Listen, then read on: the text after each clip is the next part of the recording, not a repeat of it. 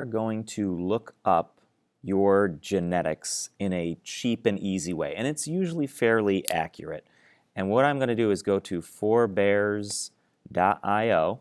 The link is in Schoology, and it's going to open up this site.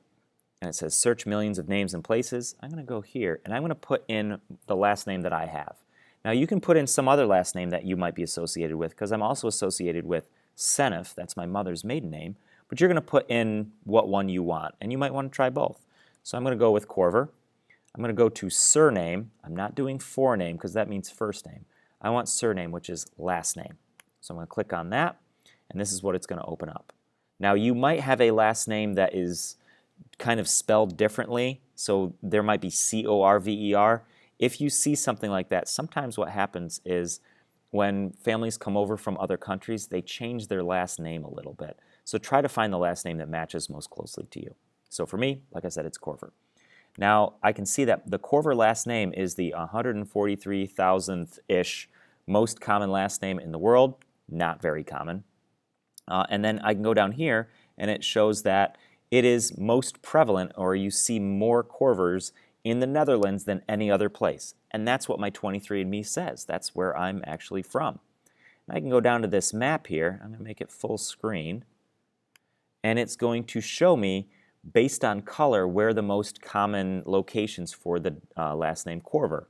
So the United States, fairly common, but the Netherlands, which is right here, I'm going to zoom in there, is way more common. I can even click on that, and it'll zoom in, if I zoom in here, the locations in the Netherlands where my last name is most common. So if I were to go to this spot of the Netherlands, it is the, what is it, 1 in every 3,000 people are going to be named Corver. Okay, that's pretty neat. When I look at, I'm going to go back to world view.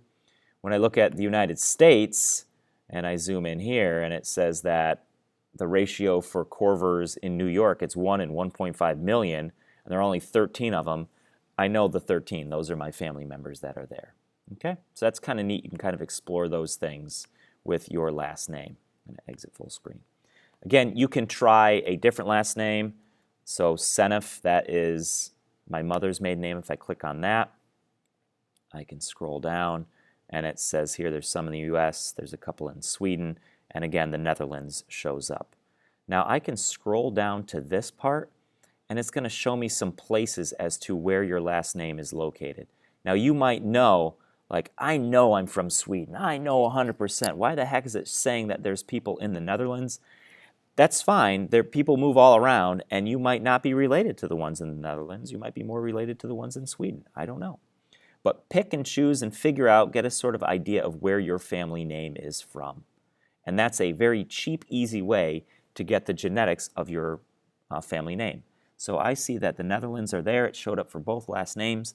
I'm going to go to this page now, which is in Schoology, and it is the map for Google Slides, and I'm going to add my location, my family name, to this sheet here. So I'm going to go to the arrow, and I'm going to add an arrow.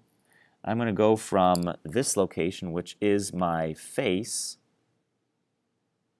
Oh, that's not the one I wanted. Son of a beehive. Sorry, I want an arrow this way. Okay, here we go. I'm going to draw a line from where I am right now to the Netherlands, which is right there. So it's drawn my line in there. And the Dutch are known for the orange color, so I'm going to make my line an orange color. So I've now added my family to this map. I would like everyone to add their family to this map to the best that they can and base it off of your last name lookup. Right? It is going to get congested in Europe because that's where a lot of us are from. Hopefully we'll get some other locations, maybe somebody from South America, I don't know, or maybe out in Asia. It'd be great to see some variation of where our family names are from. But like I said, probably most of them are going to be coming from, really, it's going to be England-ish area. So that's what I'd like you to do.